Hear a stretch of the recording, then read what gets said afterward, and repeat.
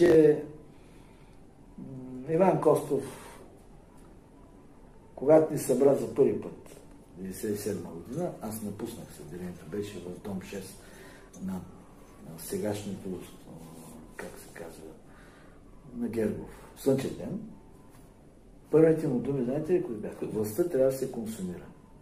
Сега хаптали като мен, които вече бяха 7-8 години и живееха в гарсониера Владиславо, нали, с бизнес. Сега не можа да си тръгна. Няма смисъл той човек да дойде да ми каже, че властта трябва да се консумира. Аз съм бил кмет, значи това е 97 година, аз от 99 година, от 90 година съм кмет. Нали?